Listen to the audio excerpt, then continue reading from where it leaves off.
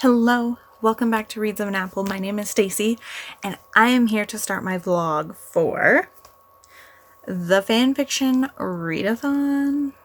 This is being hosted by Jen from the Book Refuge, Rachel from Rachel Reads and Sings, Mel from Mel Binds Fix, and Tiffany from Tiff Talks Pages, but she's also known as Neverland Pixie on Instagram.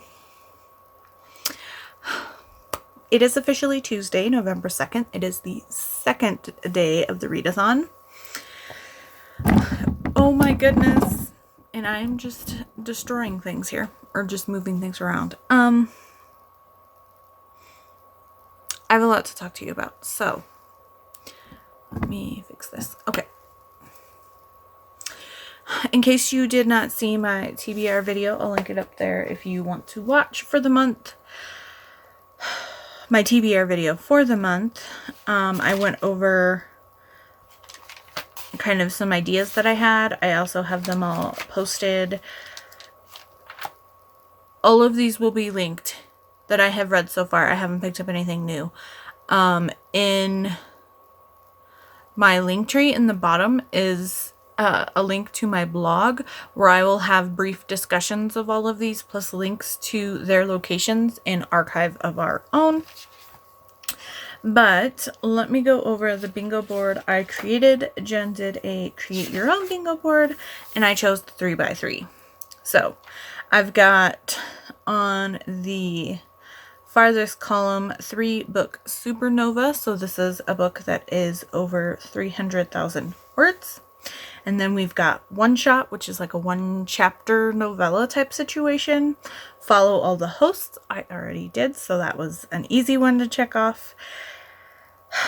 No Wizards Allowed, so not a Harry Potter fic. OTP, One True Pairing. Dipping a Toe, which is Try a New Fandom. And Broken Screen, which is a fic based off a TV show. And my current bingo board has all of this covered except for 3-book Supernova. Because I picked a lot of shorter ones. And it's been a while since I read fan fiction. And I fly through it. So, let me pull this out. I should have pulled it out beforehand. So, I started during the sprints last night. I picked up my first fan fiction. And I decided to pick up Songbird by Wormfood first. This is a One Piece fan fiction. It was either 1 or 2 chapters. It might have just been the 1 chapter. And it was a reader slash Ace book. So if you know One Piece, it's Porcus D Ace, Fire Fist Ace, who is Lucy, oh my goodness, Luffy's older brother. I just got so angry at myself for calling him Lucy. This was super fun. It was very steamy, very short. I enjoyed my time. I thought the writer did do a good job of showing the both seriousness side of Ace, but also the complete goofball that he is. So I had fun. It was a good start to kind of get me back into fan fiction. I'll pick them up every once in a while, mostly just like one-shots or shorties, but it's been a little bit since I picked up any fan fiction. And oh my gosh, I was having like flashbacks last night because they were talking about fan fiction on LiveJournal. LiveJournal was the place. I feel like it just recently went off about LiveJournal and how that was the only way like I could watch my Asian TV shows back in the day. And then I was thinking today and I was like, LiveJournal, fanfiction.net, and Tumblr. Oh, the fanfictions that I found on Tumblr, and a lot of the time they'd have GIFs or art attached to them, even more so. Tumblr, I kind of got away from using Tumblr, but I was a Tumblr fan for sure. So I wasn't gonna rate these, and I wasn't sure how I was gonna put them in my stats, but I decided to just do kind of my normal stats for these. So I'll just kind of go over what I found. I am gonna give this book, I gave it 3 stars, I guess, according to my stats list. I might bump it up to 3.5. It could have been written well, for sure. And I know that a lot of fanfics you'll find are written by people who don't have English as their first language. So they will be like, I'm sorry for any typos, I'm sorry for any like grammar issues and things like that. But that doesn't really bother me. Even though we're going into, like, a lot of times when you're going into fan fiction, you know the basic setup of the world and you know the characters for the most part. I don't know, I guess I just wanted more from it. And based on the little blurb that I saw, it didn't quite match exactly what I thought was going to happen, because I thought it was going to be more like you having adventures because you're a part of Ace's crew. Like you're inserting yourself into the story. That's what a reader tag means. And like where someone would say your name, it would say YN or your name, and so you just insert your name. So you're putting yourself into the story. And I just wanted, like, it was more just them hanging out after they did the, like, pirate thing and they saved this town from the other pirates. But I wish that we would have saw that, because that's part of the draw about One Piece, is all the pirate adventures. I just didn't want to see the celebrations. So I gave this 3 stars, I guess. I may or may not change that in the future, but I will just leave it for now. Then I picked up Sensitive by Sweet Like Salt. Oh, I should say Songbird I used to cover No Wizards Allowed, which is not a Harry Potter. Then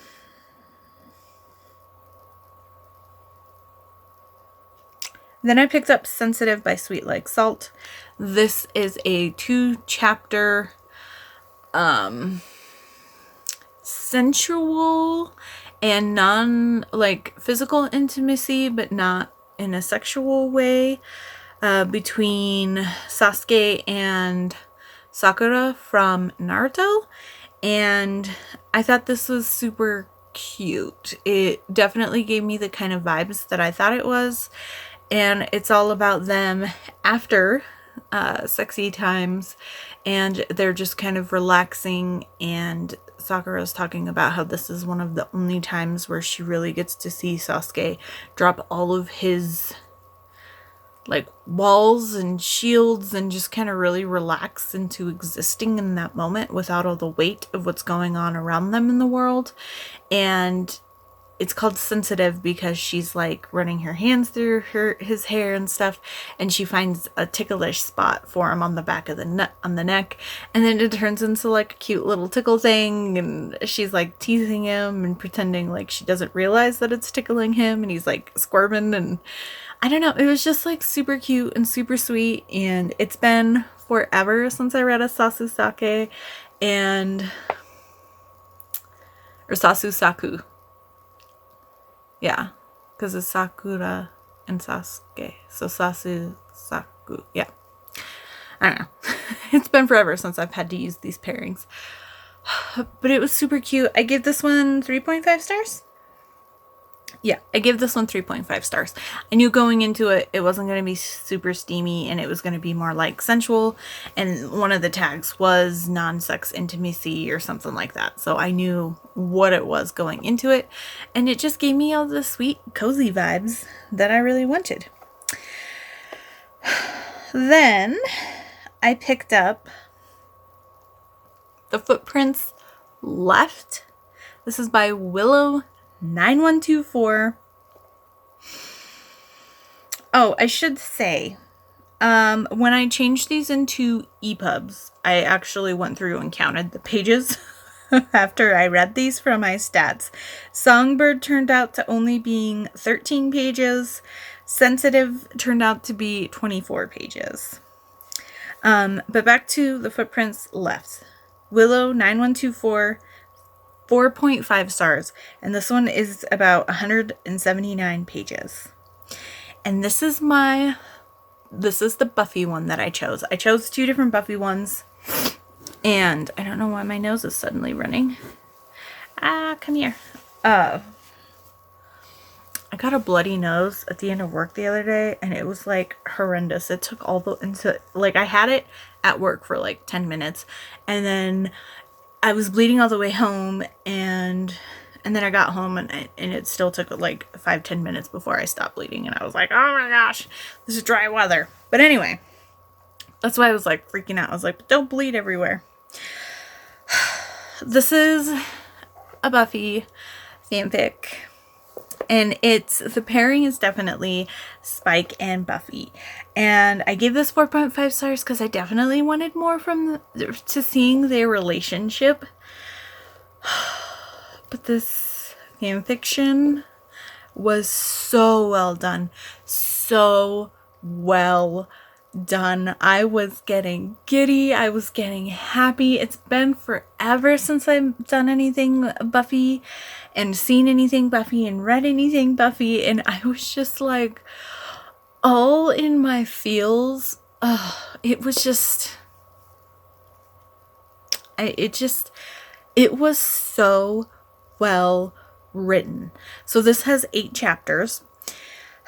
And the premise of this is, if you have seen Buffy and also seen the spin-off series Angel, at the end of the 5th season of Angel, it ends kind of on a cliffhanger where Angel has pissed off the senior partners of Wolfram and Hart and kind of started an apocalypse. So this is, I'm not exactly sure how long, because there are a couple times where we go back in time and see kind of clips from different people's perspectives, but we'll go back into Buffy like 2 months ago, and then 3 months ago, and then 4 months ago, and then we'll go into Faith's POV, but hers was like a year ago. So it kind of switches all over the place. So I'm not 100% sure on timeline. But I feel like it starts a month-ish, maybe less, after the season finale, or I guess technically it's the series finale of Angel, even though technically it continued on in the comics. But that's besides the fact. But America has basically been all borders closed. Nobody really knows exactly what's going on. They know that there is some issue. A lot of contact has been stopped and nobody can get a hold of anybody. It starts in LA, where Angel is set, and then it quickly spreads to California and the surrounding states, and then pretty much all of America has lost all infrastructure, and it's turned into like a demon wasteland pretty much. So Buffy is in London. They kept with that, and I love that they kept some of the things from season 9 of the Buffy comics, because that ran concurrent, because that kind of was in the same canon chronologically with season 5 of Angel. So there's talks about the fact that she was dating the Immortal, and if you don't know Buffy, I'm sorry, you probably don't know any of the, I'm probably just saying words to you. But, so her and Xander, because Giles can only secure 2 places for them to get snuck into America, they have received contact magically from Faith and the group of mini-slayers that she has with her, that she was magically contacted by Angel. They're at Ground Zero with Spike and Illyria, who is the God King that took over Fred's body. And they need backup. So Faith and the mini slayers, and Robin Wood is with her still. Oh my gosh. The things in this fanfiction just made me so happy. So they are heading to him, and they have to kind of make their way across America. And then Buffy ends up coming in a lot later, several months later, I feel like, and catching up quickly because it's just her and Xander. So it's a lot easier to get past demon hordes and stuff like that because they're only hiding 2 people, not up to like 27 people at one point like Faith had to do. So the first couple chapters is her and Xander traveling across America and dealing with demon hordes and just kind of setting out this new apocalypse situation that's going on in America. Oh my gosh, they got the author, Willow9124. You can tell this was written by a Buffy fan. Buffy is fighting these demons. She's giving off her cheesy, absolutely redonkulous quips that just can't, like, that just make you chuckle because she's so cute when she says them. And I'm just like, the first one I read, I was like, I love this. Yep, this is the total Buffy vibe. I get it. And then the banter between her and Xander, top notch. But what even made this extra tier was the deeper conversations that they had, where he discusses, you know, him breaking up with Anya at the altar on their wedding day. Or I guess they didn't quite get all down to the altar, but he breaks up with her right before the wedding, and he talks to Buffy about realizing that Spike's alive. And oh gosh, that final scene in Buffy, that scene lives rent-free in my head. When he's standing there with the amulet and all the glowing gold light is going up and he's destroying the Hellmouth. And Buffy comes up to him and holds his hand, and the music. I have the 2 soundtracks from Buffy, and the orchestral one is amazing. And every time the song that plays during this came on, I would cry because of this scene. And Buffy tells him that she loves him, and he's like, I know you don't, but thank you for saying that. Spike. Oh my gosh. I can't believe I'm getting so worked up about this when it's been a couple years. Although I will have to say, up until probably my junior year of college, I would rewatch Buffy every single summer. Every summer. All 8 seasons. All 5 seasons of Angel. Every summer. That was my thing. And so she thinks he's dead, and she talks about how she really kind of was forced to really delve into those feelings, and she realized she really did love him, and she feels really bad that she pushed him away so much, and that he died thinking that she actually didn't love him when she did, and that she spent a year grieving for him and the time that they lost. And then it also, in one of the flashbacks, it talks about her having a conversation with Dawn about the situation, and because, you know, they had a tumultuous relationship in the show, and there were times when she was using him, and then there was the time where he attempted to rape her. And it touches on some things in the show, and I love that it brings up things in the show, and it kind of helps characters move forward and addresses those things. And then, you know, she has a conversation with Xander about his hate for Spike, and how he's kind of had to really work and move past that, especially after he saved them at the Hellmouth in Sunnydale. And the conversations and the things that were brought up that were still kind of slightly left open in the show, I just thought was just so well done. And it didn't feel like they were magically making things better, because the way that they were discussed showed like they actually did internally work on those feelings and what they meant and how it has changed their lives since Sunnydale collapsed with the Hellmouth.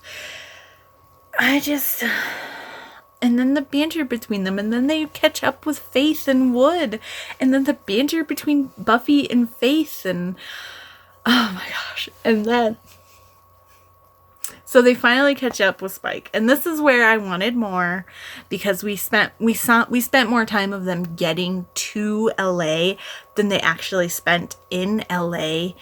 And then at that point it was focusing on how to fix things. So while we did get some really nice, deep, intimate conversations between Buffy and Spike, I wanted her to get there quicker so we could spend more time with them happy. But at the same time, I don't know. So it's Spike, Illyria, and Angel. And it does a time jump. And who shows up? Captain Cardboard, aka Riley, and his wife Sam, who's a fellow soldier. Oh my gosh. And I just loved it because he was just like, he was out fighting some demons, and then it talks about somebody shooting things, and then a soldier appears, and then Spike just drawls Captain Cardboard, and I lost it. I lost my mind. And so then there's a talk about how, Riley, Spike, and Angel are all teaming up, and they're like, there's some weird history between us. And Riley's wife was just like, Sam's just like, oh, this is fun. And I loved her. She is so cool. But I was just like, oh, just the little nods of all the little things between them, and but they're forced to kind of work together, and they've become a team. Oh my gosh. And then they catch up, and Buffy and Xander are there with everybody, and Faith, and then they bring Willow in. She's able to somehow teleport some super magical way, and then they're able to open the Hellmouth, and then the Hellmouth attracts all demons back into it, but they have to make sure Angel and Spike are outside of the radius that it sucks demons in from, because otherwise they'd get pulled back into hell.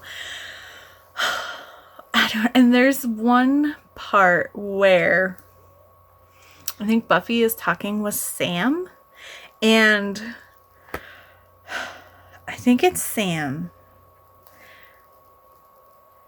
Or no, maybe she's talking with Riley. It's either Sam or Riley, and they're talking about Angel and Spike. And then whoever she's talking to just kind of offhandedly is like, oh yeah, I like Spike a lot more. He's not quite as broody or something like that. And the way that it's worded is exactly how most Buffy fans, especially Spuffy fans, are, where they're just like, yeah, no, there is no chance for Angel. He is just he is not good. And Spike is where it's at. And Buffy kind of says this, and you could tell it was for the fans, the way that she said it. And I was just like, oh my gosh, it was just so well done. And then they bring up the cookie dough metaphor that she uses in the show. But Angel says something about how her cookies are meant for Spike, not for him. I was like, I totally forgot about that metaphor. But as soon as I read it, I was like, oh yeah. She referred to herself as cookie dough as a metaphor. She's not ready for the relationship for her and Angel. I just was like, oh my gosh. This author's making some deep cuts. But as you can tell, I loved it. I really enjoyed it. And I loved the quiet moments between Buffy and Spike. And it was really, really nostalgic. Because before the big battles, I want to say it's the night before the big battle in the TV show, there's a moment where Buffy is staying in this one house. Oh, maybe it's not before the final battle. Maybe it's before she battles Nathan Fillion's character and she gets the scythe from him. The scythe axe, awesome weapon. But there's a point where she's squatting in this house because, it's the apocalypse. And Spike finds her, and he gives this amazing, heart-wrenching speech about how amazing of a person she is. And really kind of expressing like why he loves her and how deep his love is for her and how amazing of a person she is. And then they spend the night and he just holds her while she sleeps. And that's another scene that lives in my head rent free, is when she's sitting on the side of the bed and he is crouched in front of her, just so adamant that she sees herself as the person that he sees her as. Ugh. Ugh. Oh my gosh, I'm like tearing up thinking about it. This is what Buffy means to me, and so those intimate moments in the fan fiction reminded me of that scene.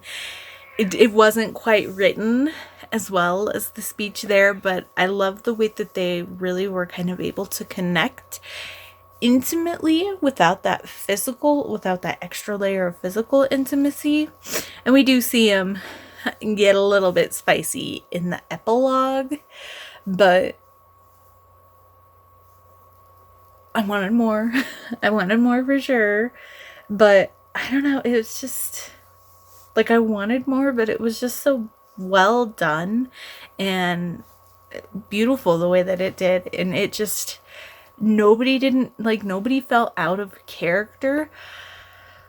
And there is talk about how, yeah, Spike seems different, but you know, there's discussion about how because they were at ground zero, that, you know, they spent a year and a half, almost 2 years fighting these demons in this apocalyptic situation, and it'd change anybody living like that. And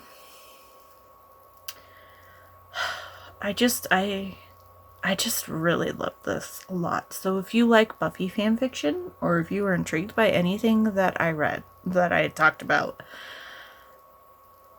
definitely check this one out. It was so well done. So well done.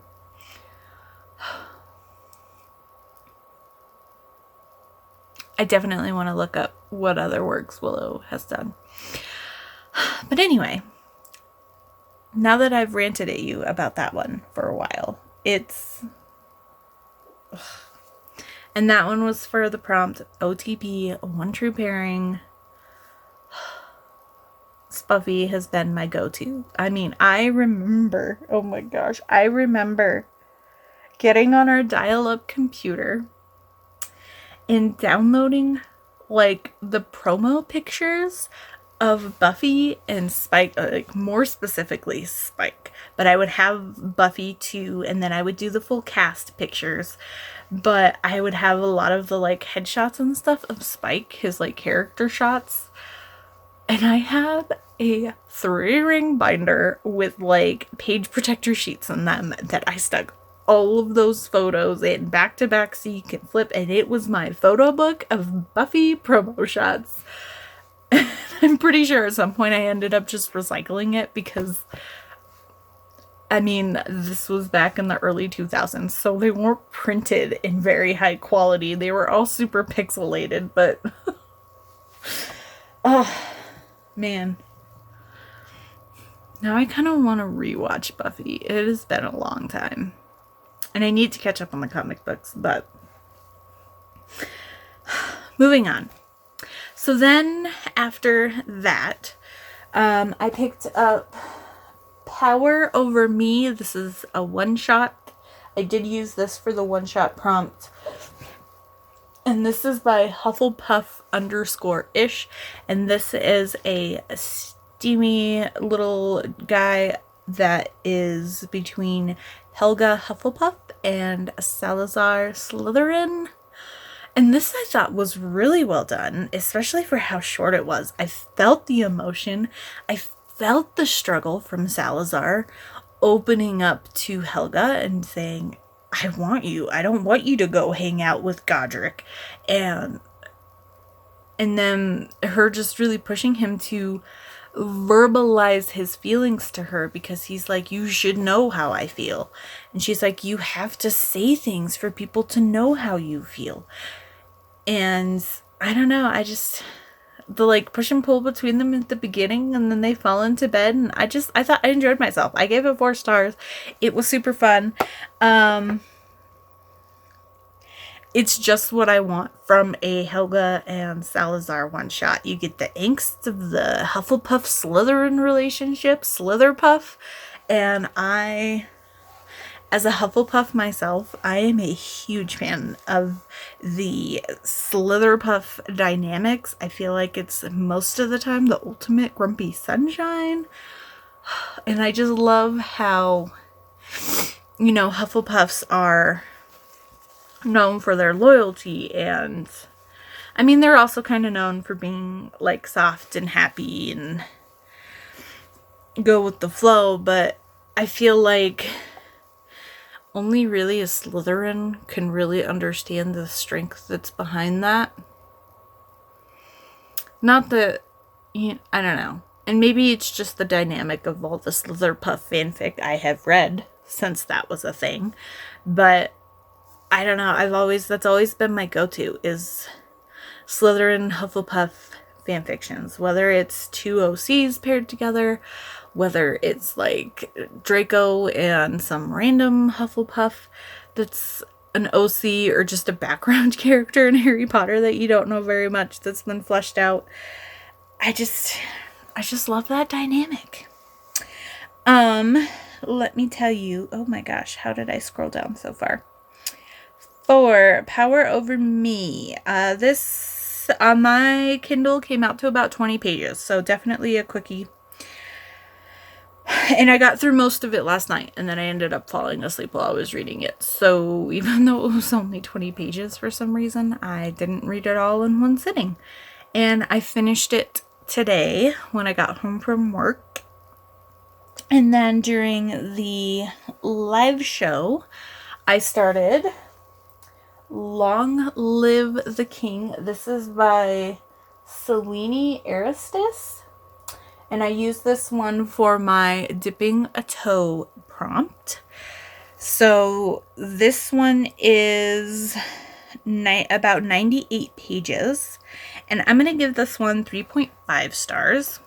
And this is my, so Dipping a Toe is a fandom, like a new fandom, and this like is a new fanfic fandom for me to read.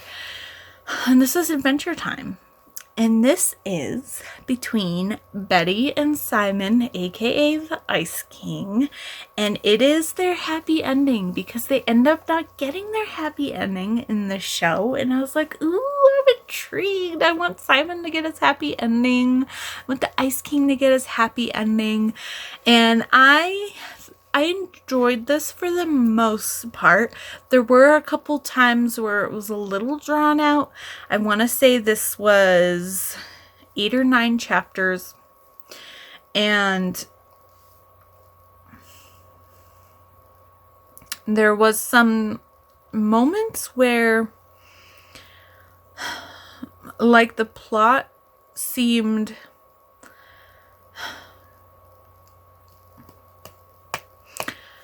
I don't know, like they were throwing things in specifically for there to be a reason that these characters that are fan favorites, for them to be in the fic.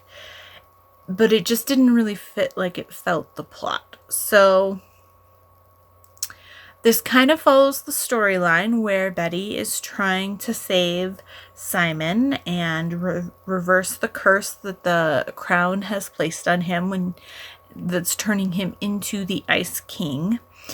And she is doing research, and she sneaks into the wizard city, and then she ends up going to Marceline for help. So then Marceline's in on it, and while she goes to see Marceline, Finn and Jake are there jamming out. So then they're joining the little thing, and then Marceline says we should go to the Fire Kingdom because they probably know this language that this story about the ice crown from a book is that Betty found. So then they go to the Flame Kingdom. So we get to see the King Flame Princess. And there's a little talk about how Finn and her had a fight, but she's been waiting for him. And so I wanted to see more about that. And I know that they weren't the point of the story, but I did kind of like that they were giving hints that Flame Princess and Finn would get back together. And then they talk about how if they remove the crown and they're able to stop the magic and remove the magic from the crown from Simon, there would still be an issue because his heart was given life and turned into Ricardo, which I vaguely remembered. And then as soon as I heard that, I was like, oh yeah, I remember the creepy heart dude. But I forgot that was Simon's heart given life. So he won't have a heart. So he die without the Ice King magic. Or the Ice Crown magic. I don't know. So then they go to Princess Bubblegum. Good old PB. And I could have used more Peppermint Butler. That is for sure. I tried to find a Peppermint Butler fanfic, but that's not a thing. So if you're a fanfic writer and you like Adventure Time, please give me a Peppermint Butler fanfic. It doesn't have to be romantic. I just want more Peppermint Butler because he is hilariously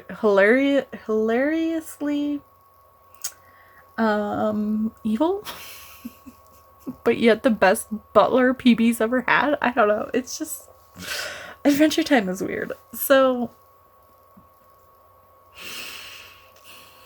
then they're trying to figure out a way to keep him alive, and then they end up going and seeing Mo, and they basically decide to use because there's 3 jewels in the Ice King's crown.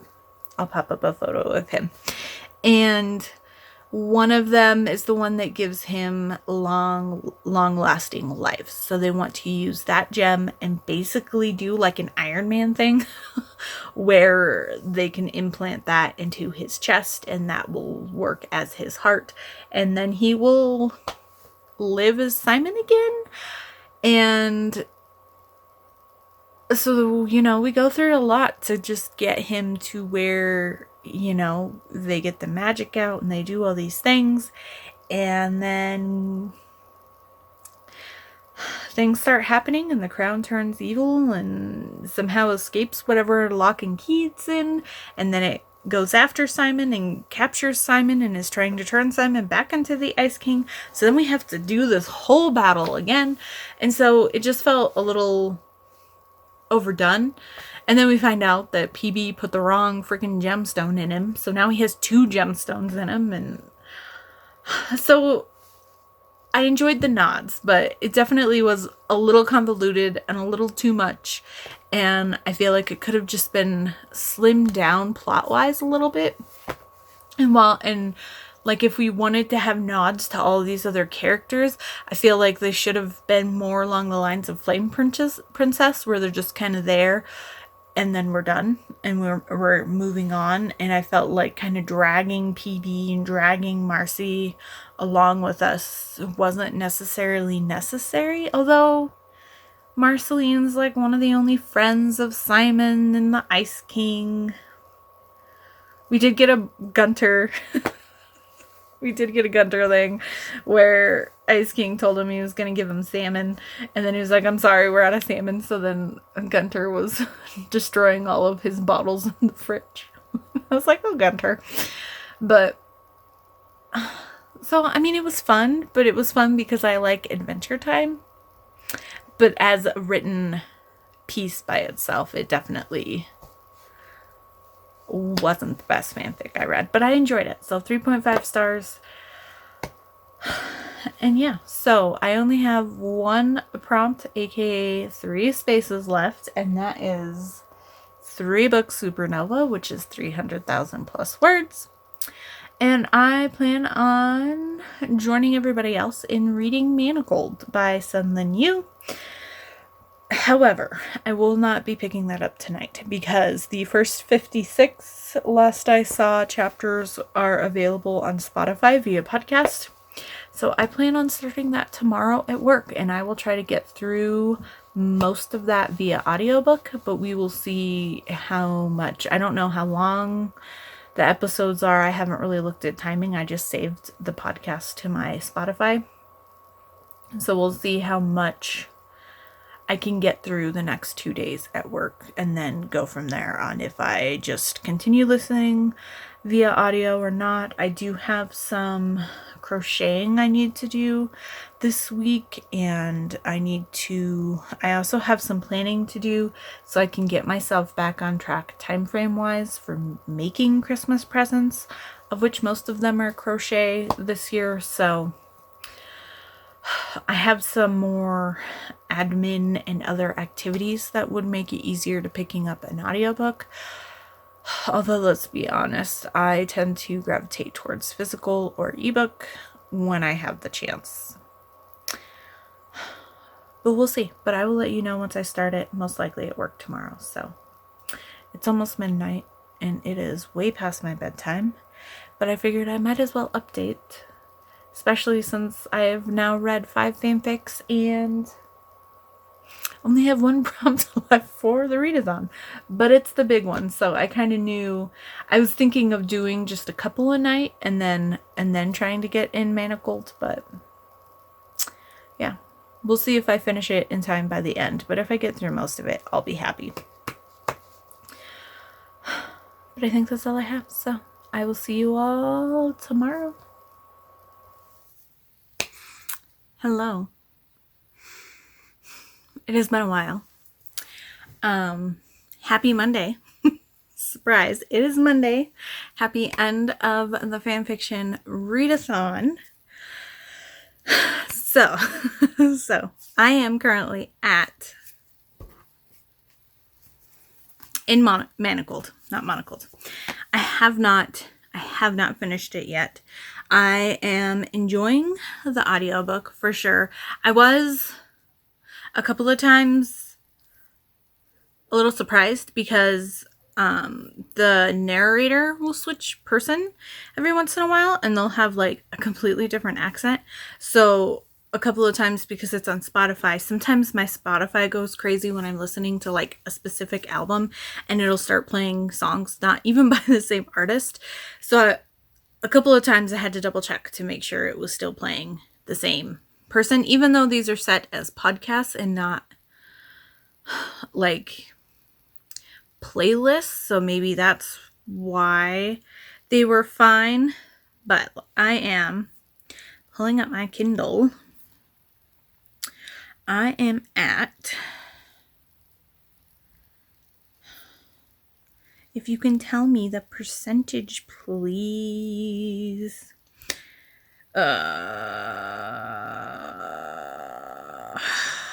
Okay, I'm at the beginning of chapter 25, which is 24% in. I thought I was 25, but I was close enough, right? So I'm definitely enjoying myself. That is for sure.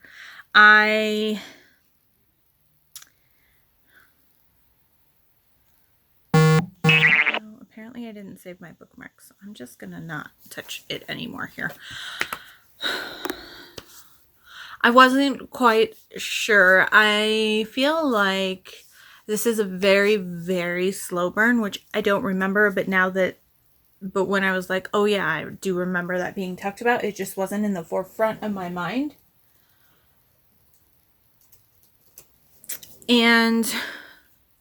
But I'm enjoying it. My boss introduced me to a new little scavenger hunt game on Thursday, and I went home Thursday and I put on my headphones and I listened to Manacled and I played that little scavenger hunt game, and that was pretty much all I did that night. I was just like, oh my gosh, I should have been doing something else. I should have been crocheting, but that's a whole other thing.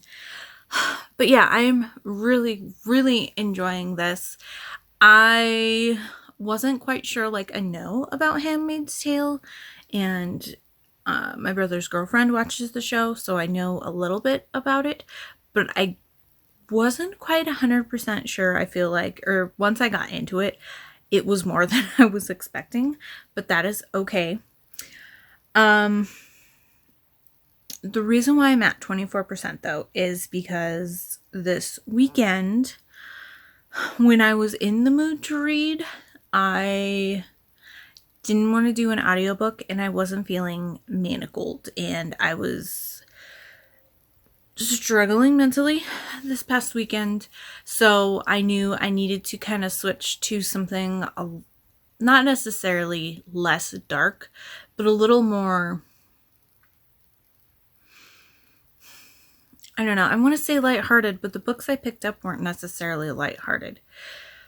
But I went on like a sci-fi binge, and then I ended up rereading a book as well. So I just knew my mind needed something a little bit different than what Manacled was giving me at that time. So unfortunately, I did not finish it. But that is okay. I'm hoping to finish it by the end of this month, so definitely keep an eye out on my vlogs and stuff. This upcoming week, my boss is on vacation, so I will be in the front. So I will be having a lot more customer interaction. Usually my interaction is mostly on the phone because I'm in the back office doing things, and then I come out and assist her when we get more than just like one customer at the counter.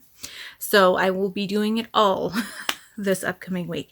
So I will not be able to, I mean, I could, but it'll be stop and start a lot. So I'm just going to put on the radio and not have to worry about it. So I won't really be able to listen to the audiobook at work this week, but that's fine. Maybe I'll get some chunks up. I know we've got some time off coming up for Thanksgiving and stuff, but we'll see. My goal is to finish it by the end of the month. So I just need to be, when I'm in a productive mood to sit and crochet or sit and work on other projects, I will put the audiobook on for sure.